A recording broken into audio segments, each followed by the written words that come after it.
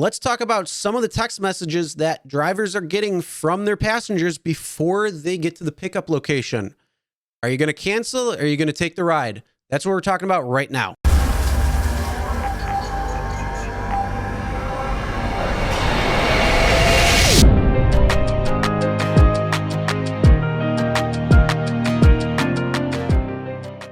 Hey everyone, my name is Chris and this is Real Rideshare Stories. So you're online, you get that ping request, you accept it, and then you get a text message from the rider before you get to the pickup location.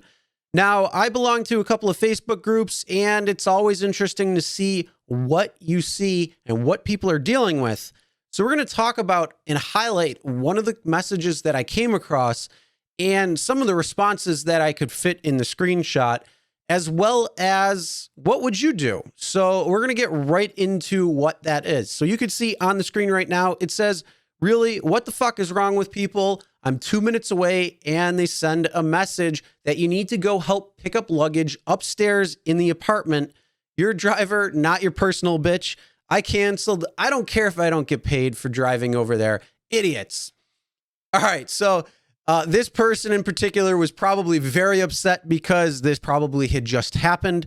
And it was something that pretty much, kind of got me thinking, and let's get you thinking, because this could be something that you might come across occasionally, especially when it comes to luggage.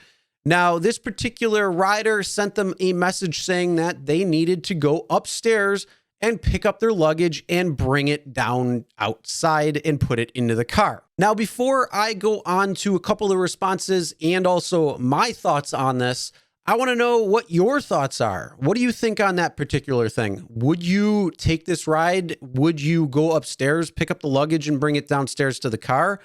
What would you do? Comment below and let me know. Don't worry, I'll wait for you to comment.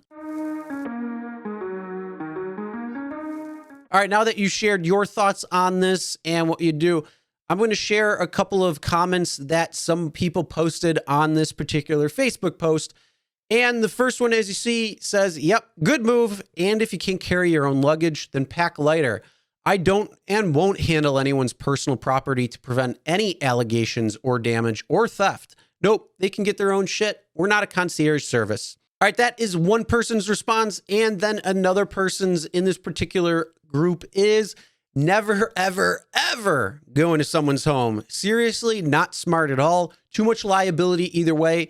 Help with luggage, sure, at the door maybe, or at the curb at the airport. But seriously, if nothing's breakable and they're elderly, they can maybe slide it down the stairs and you can help pick it up. Otherwise, no way, Jose. And most of the comments were in agreement with those responses and the driver saying that they would not go into the house whatsoever. There were a few people that said, depending on if they were elderly, if they were frail or disabled or anything like that, they would try to lend a helping hand.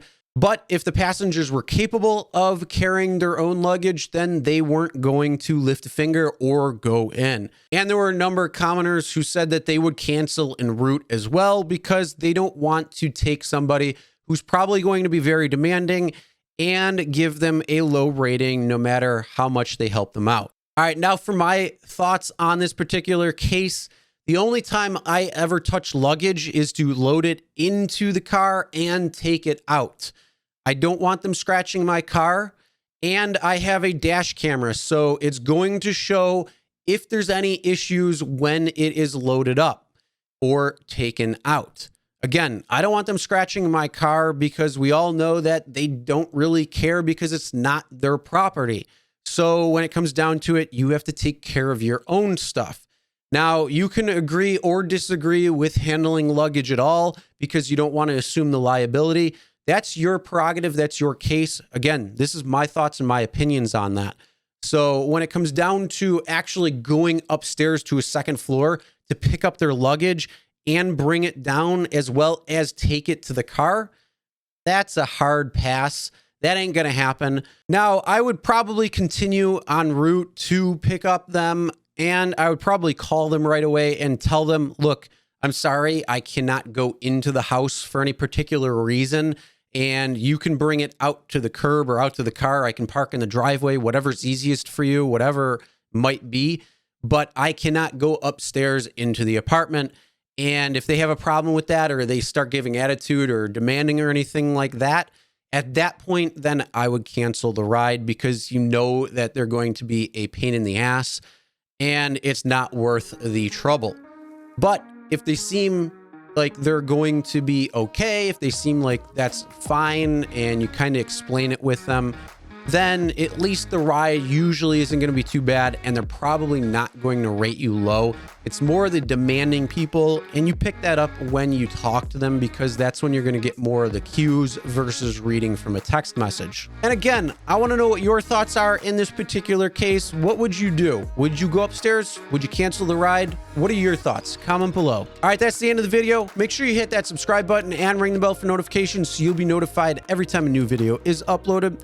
And if you enjoyed this type of content and you like these types of scenarios and you want to have some more like that, make sure you comment. Also, smash that like button, because it's going to let me know. And as always, never drink and drive. Always tip your drivers, you deliver drivers, and your shoppers. And we'll see you next time.